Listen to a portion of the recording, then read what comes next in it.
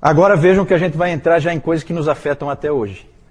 Diretamente ou indiretamente. O cânon nos afeta diretamente, os bispos nos afetam indiretamente. Porque nós não cremos em bispos, mas tem quem creia, né? Então vamos ver aí o que a gente pode... Vamos começar com o cânon. Irineu disse que a autoridade da igreja repousa sobre essas três coisas aí. Toda a autoridade da igreja.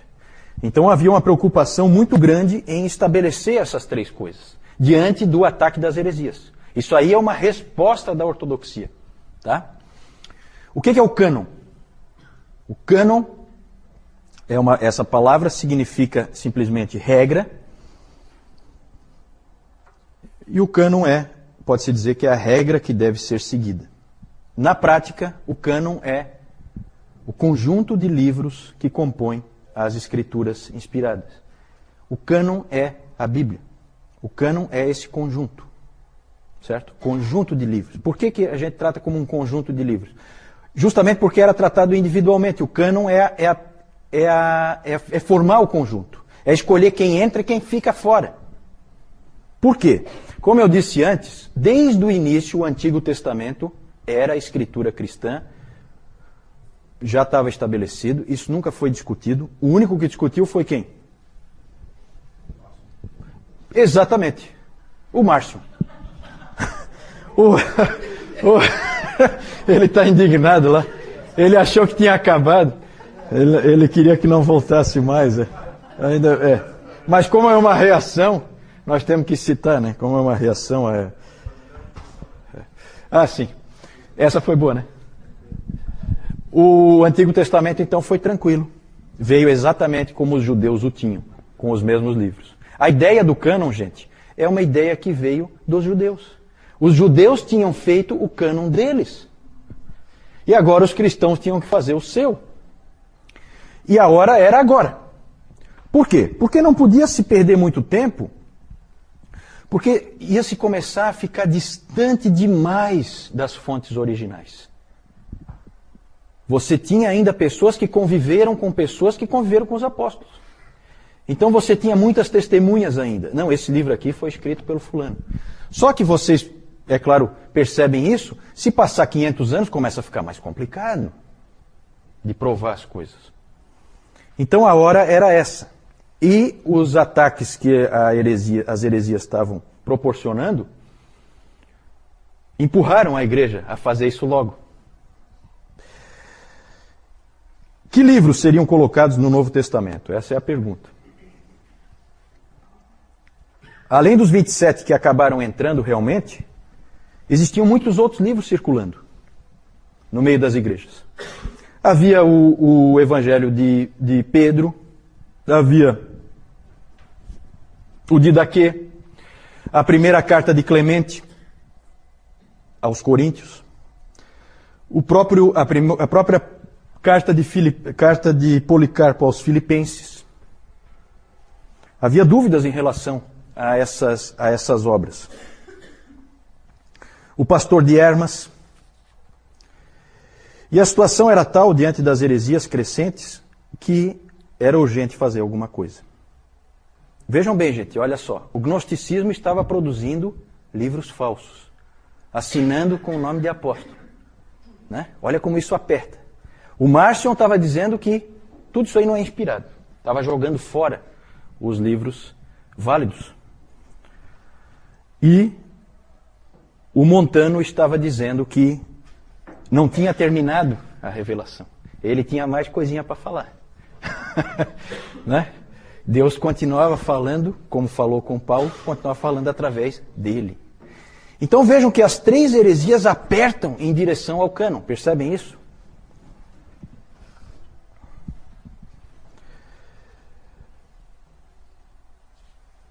O Novo Testamento ele foi sendo formado a partir de listas que havia nas várias igrejas. É interessante essa coordenação das igrejas.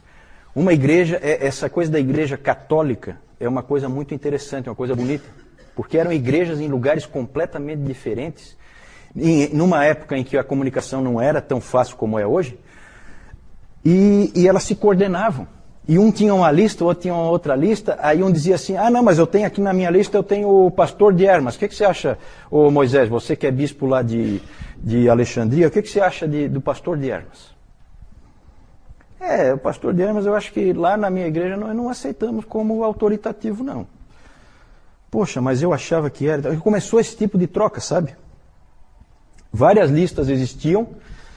Se convencionou dizer que o cânon estava definitivamente constituído quando, com o estabelecimento da lista de Atanásio, que foi um pai da igreja, que foi em 367, e ele pegou e deu a lista que acabou sendo a lista que nós temos hoje. Mas, na verdade, isso é consenso, tá?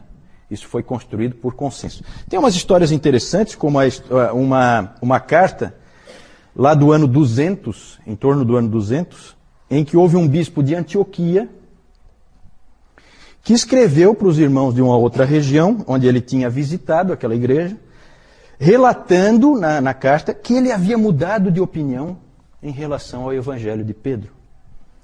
Ele tinha dito lá para esses irmãos que não, leiam também, aqui nos cultos, leiam também o evangelho de Pedro. Depois ele pensou melhor e analisou talvez alguma coisa, ou alguém conversou com ele, e ele daí recomendou para esse irmão, não leiam o evangelho de Pedro. Eu volto atrás no que eu disse.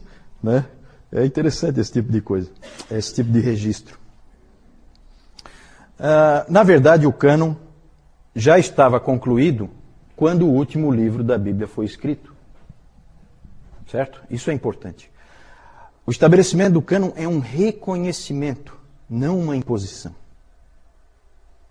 O cânon já estava lá. As escrituras já estavam lá.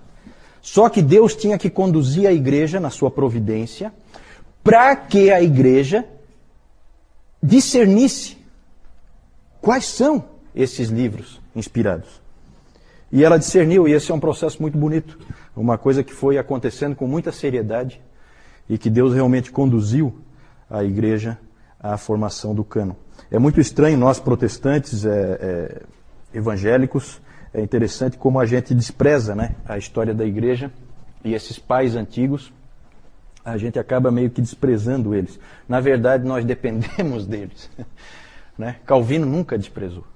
Calvino dizia que Calvino tinha grande apreço pelo consenso, o que ele chamava, né, o consenso dos 5 primeiros séculos.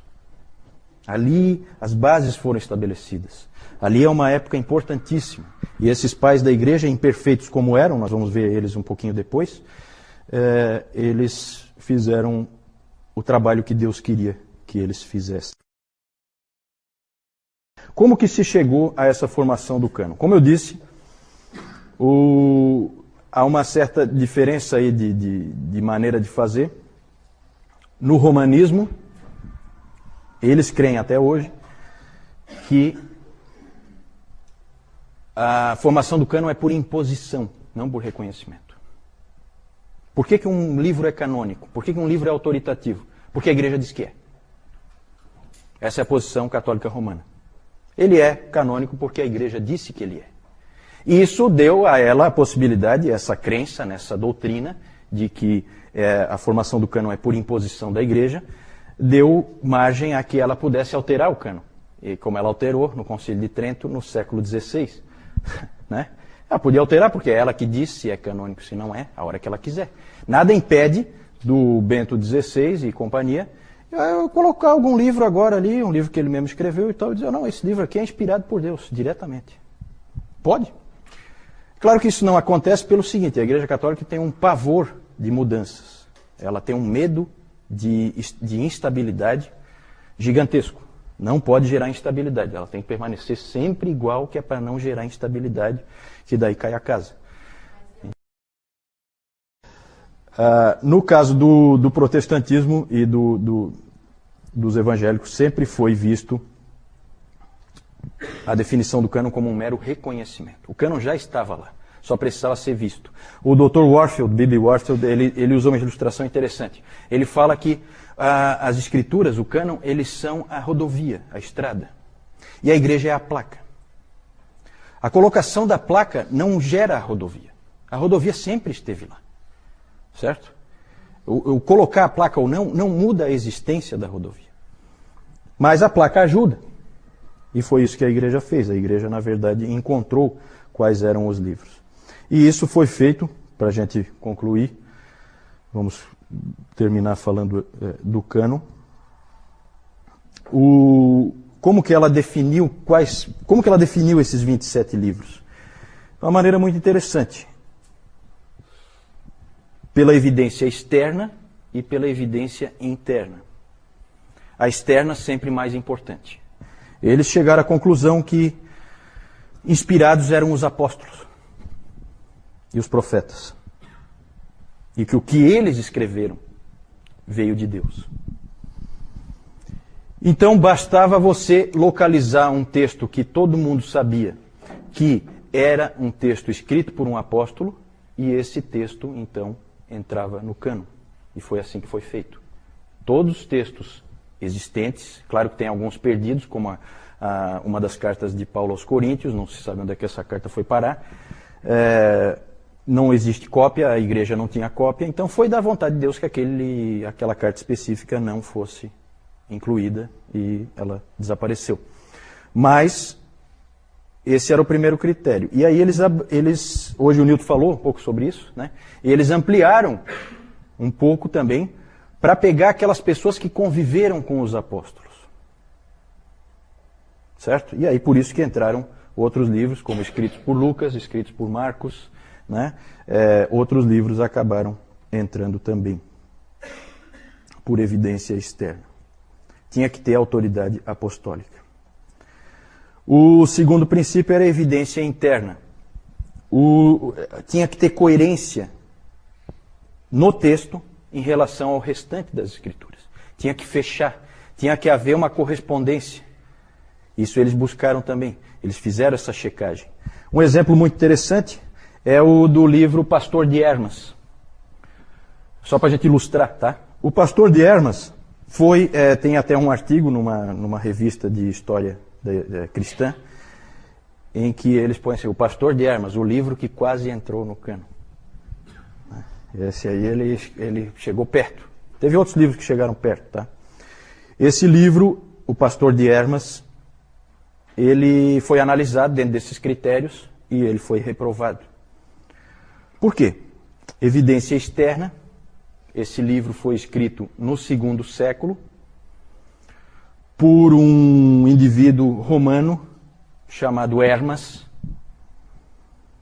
que não tinha, até onde se sabe, relação nenhuma com nenhum apóstolo. A própria época em que foi escrito já indicava isso.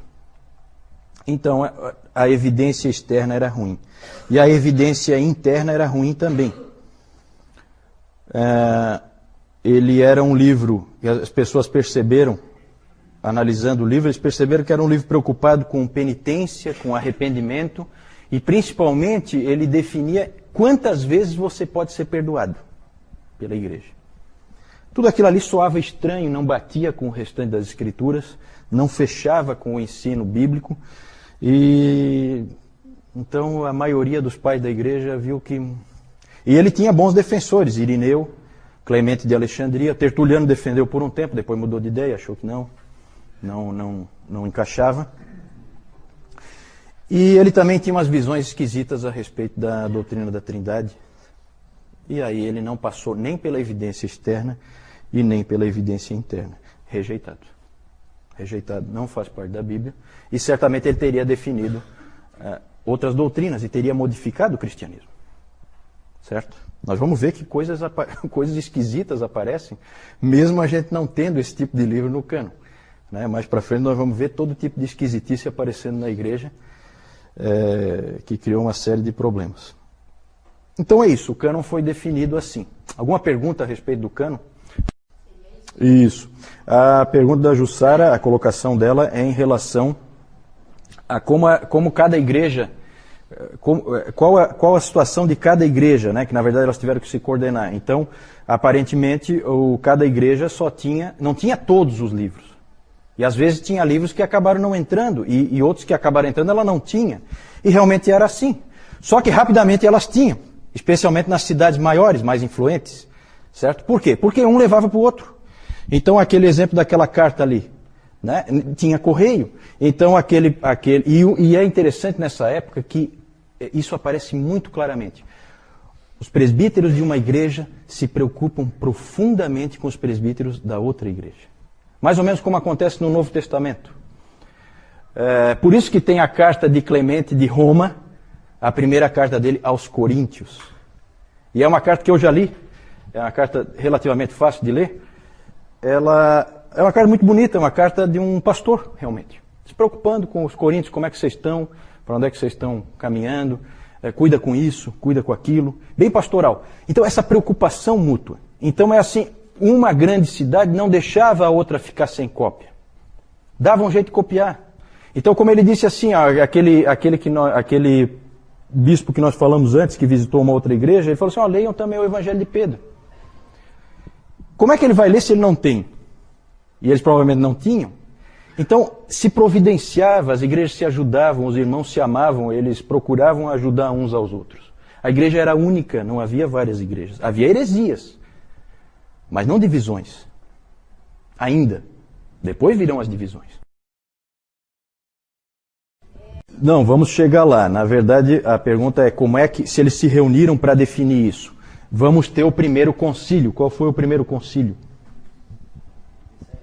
Niceia, no ano 325. Nesse ano, todos os bispos do Império Romano, praticamente todos, talvez um ou outro não pôde ir, mas todos os bispos do Império Romano se reuniram em Niceia, na cidade de Niceia, bancados pelo imperador. Nós vamos ver isso mais para frente. E ali eles se reuniram, e ali eles definiram, dentre outras coisas, deixaram bem claro que o cânon... A pergunta é sobre o livro de Hebreus. O livro de Hebreus sempre vai ser um problema, né? Porque o livro de Hebreus é esquisito, né? É um livro que ninguém sabe quem escreveu.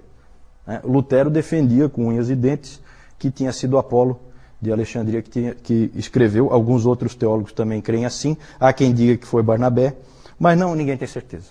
Ninguém tem certeza.